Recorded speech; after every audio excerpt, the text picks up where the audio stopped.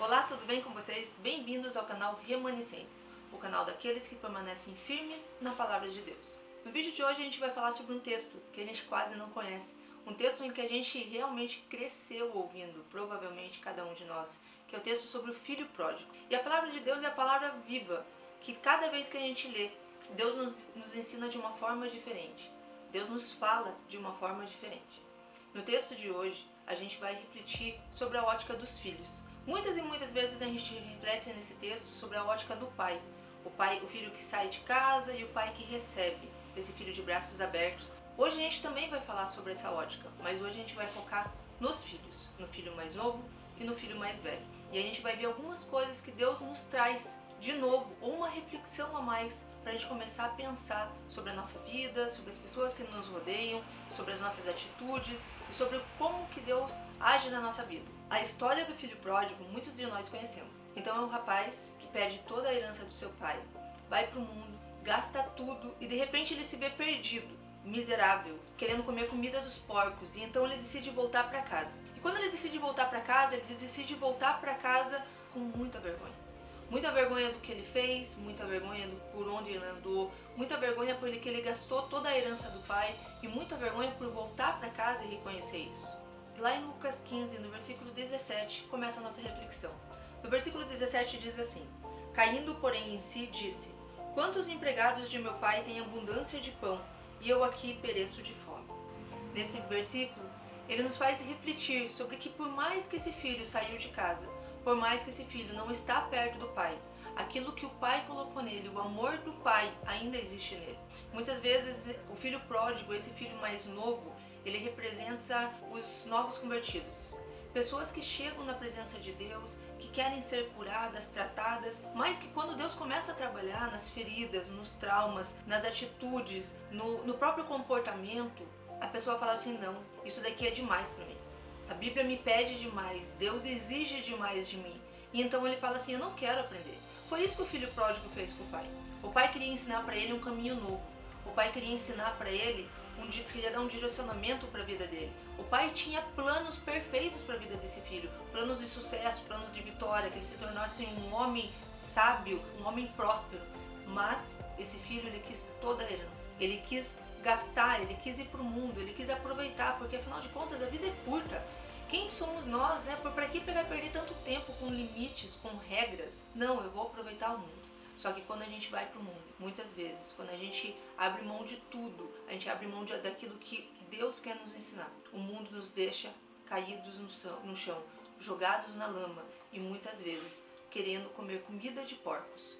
Porque em que sentido isso? Em que sentido que eu falo comida de porcos? Onde a gente se satisfaz com qualquer coisa, aonde você chega no final, no fundo do poço e você fala: aonde eu vim parar? Eu tinha um amor, eu realmente estava completo, mas agora nada do que eu faço, nada do que eu tenho me completa. E então esse filho lembra do pai, e esse filho decide voltar para o pai. E quando esse filho decide voltar para o pai, nós vemos o segundo filho entrando na história. O segundo filho se revolta. Ele se revolta com o filho mais novo e fala assim: como assim? Esse filho está voltando? Como você vai aceitar esse filho de volta? E quantos de nós não vem? Muitas vezes alguém voltando para dentro da igreja e pessoas apontando o dedo. O nosso olhar para as pessoas que voltam para a igreja não tem que ser um olhar de julgamento, de recriminação, mas sim tem que ser um olhar conforme o olhar de Jesus. É fácil? Não. Eu mesmo todos os dias peço isso para Deus. Porque não é fácil a gente ver as pessoas errando. Não é fácil a gente ver as pessoas sendo orientadas todo dia a fazer a coisa certa e mesmo assim querendo ir pela sua própria força. Mas se tem uma coisa que eu aprendi, é que pessoas feridas ferem e pessoas curadas curam. Então o nosso trabalho, o nosso processo é curar, para que essas pessoas possam curar outras. O filho mais novo, quando decide voltar para casa, ele coloca na cabeça dele tudo o que ele vai falar com o pai. Ele fala várias e várias vezes no pensamento dele o que ele gostaria de falar com o pai. E quantas vezes a gente não pensa nisso? Quando a gente magoa alguém, a gente acaba treinando várias vezes o como que a gente vai falar, o que a gente vai falar, o como que vai ser aquele momento. Então o filho mais novo, ele pensa em chegar para o pai e falar o seguinte: levantar-me-ei e irei ter com meu pai e pedir-lhe: Pai, pequei. Pequei contra o céu e diante de ti. Já não sou digno de ser chamado teu filho. Trata-me como um dos teus empregados. Então ele fala que ele quer voltar para o pai. E quando ele encontrar esse pai, é essa frase que ele quer falar: eu pequei contra ti, eu pequei contra o céu e pequei diante de ti. Do tipo, eu pequei contra o Senhor, eu pequei contra aquilo que o Senhor me ensinou, eu pequei contra aquilo que o Senhor tinha para minha vida. E daí ele fala assim, eu não sou digno de ser chamado teu filho, pode me tratar como um dos seus empregados. Mas no versículo 20, esse pai diz assim, levantou-se, pois, e foi para o seu pai. Estando ele longe, seu pai o viu, encheu-se de compaixão e correndo lançou-lhe o seu pescoço e o beijou. Mas o pai disse aos seus servos, trazei depressa a melhor roupa e vestilha,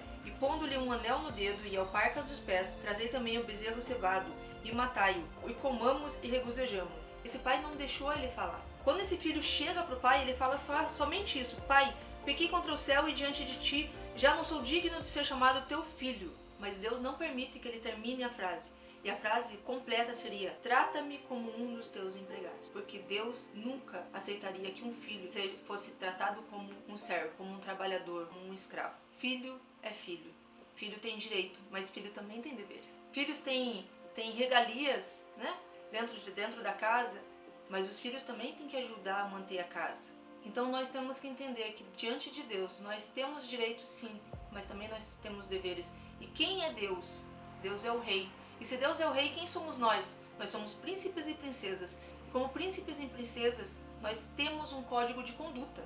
Se você parar para assistir qualquer filme de princesa, você vai ver que ela é diferente, que ela é criada de forma diferente, que ela tem regras a serem seguidas. E assim somos nós. Nós precisamos sair do lugar de servo, de trabalhador, de escravo, nos colocar no lugar de filhos, mas filhos de um rei, ou seja, de príncipes e princesas. Nós temos que realmente ser exemplo para os outros, porque o maior presente que Deus nos dá, a maior riqueza que esse nosso rei tem, o bem mais precioso do reino de Deus, são vidas, são almas, são pessoas para nós cuidarmos. E a gente tem que se preparar para isso. Mas quando esse filho volta, então o pai o aceita, e daí a gente vai falar agora um pouco sobre o filho mais velho. E o filho mais velho, no versículo 29, diz o seguinte, ele, porém, respondeu ao pai, eis que há tantos anos te sirvo, e nunca transgredi um mandamento teu. Contudo, nunca me deste um cabrito, para eu me regozijar com meus amigos. O que significa? Então vamos falar parte por parte desse versículo. Ele respondeu ao pai, eis que há tantos anos te sirvo. Esse filho nunca se viu como filho, mas se viu como um trabalhador. Esse filho estava fazendo para o pai e não com o pai. E qual que é a diferença? Quando a gente faz para o pai, nós estamos trabalhando para alguém.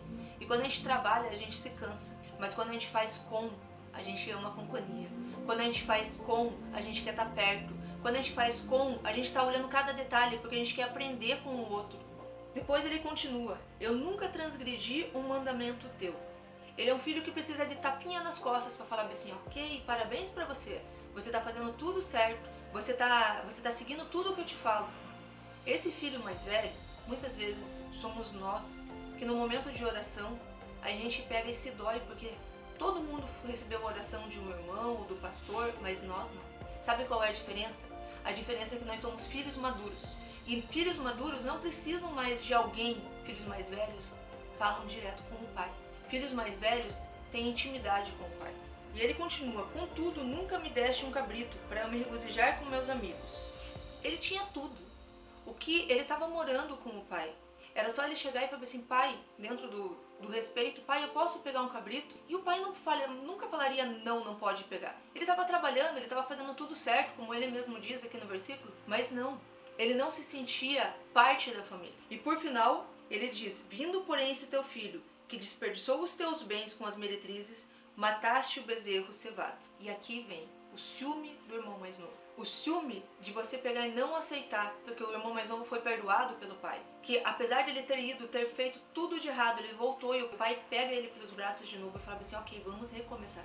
O versículo 29 me fala muito sobre o filho mais velho. O filho mais velho é alguém que está dentro da igreja, mas não aceitou ser tratado. É alguém que está dentro da igreja, mas ainda não deixa com que a liderança chegue perto. Não deixa com que a liderança trate as feridas, trate os seus traumas, trate as suas dificuldades, seus medos. Não, porque ele já sabe de tudo. Esse filho mais velho, ele não tinha relacionamento com o pai, porque senão ele saberia que o pai o amava.